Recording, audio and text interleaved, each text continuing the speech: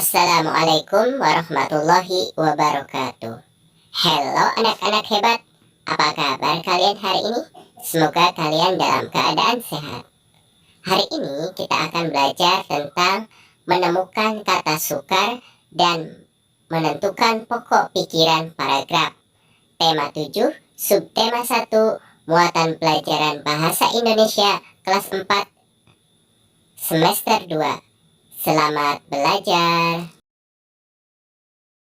Bacalah bacaan berikut ini yang berjudul Suku Bangsa di Indonesia. Sejak dahulu kala, bangsa Indonesia hidup dalam keragaman. Kalimat Bhinneka Tunggal Ika pada lambang negara Garuda Pancasila bukan cuma slogan. Penduduk Indonesia terdiri atas beragam suku bangsa, agama, bahasa, adat, dan budaya, tetapi semua dapat hidup rukun berdampingan. Berdasarkan hasil sensus Badan Pusat Statistik atau BPS tahun 2010, bangsa Indonesia terdiri atas 1.331 suku. Berdasarkan sensus itu pula, suku bangsa terbesar adalah suku Jawa yang meliputi 40,2% dari penduduk Indonesia. Suku Jawa ini merupakan gabungan dari suku-suku bangsa di Pulau Jawa, yaitu Jawa, Osing, Tengger, Samin, Bawean, Naga, dan suku-suku lainnya. Suku yang paling sedikit jumlahnya adalah suku Nias dengan jumlah 1.041.925 atau hanya 0,44% dari jumlah penduduk Indonesia. Namun, suku-suku Papua yang terdiri atas 466 suku, jumlahnya hanya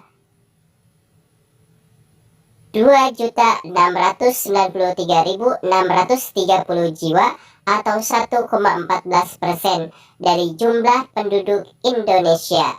Sedangkan etnis Tionghoa jumlahnya sedikit lebih banyak, yaitu 2.832.510 atau 1,2% penduduk Indonesia.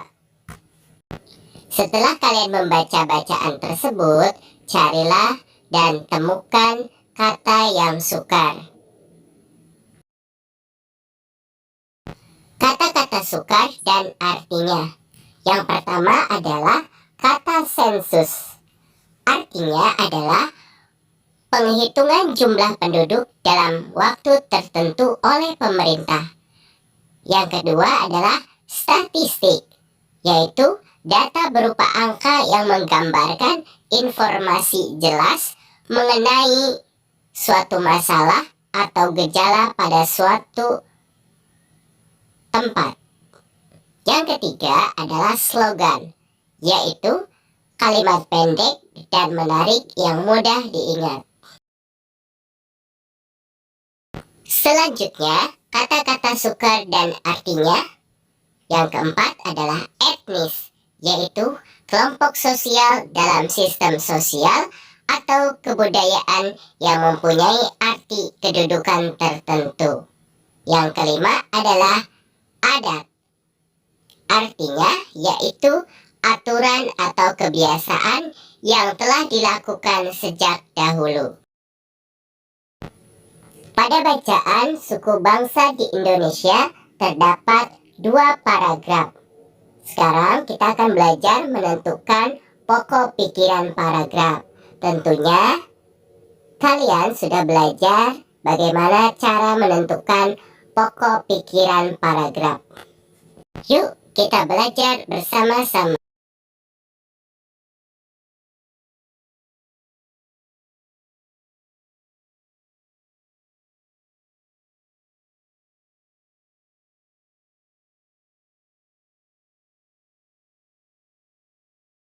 Cara menentukan pokok pikiran paragraf. Yang pertama adalah membaca dengan seksama seluruh kalimat dalam paragraf.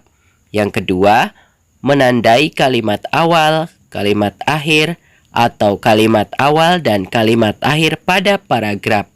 Yang ketiga, menandai pikiran pokok yang terdapat di awal, akhir, atau di awal dan di akhir pada paragraf. Pokok pikiran paragraf yang pertama.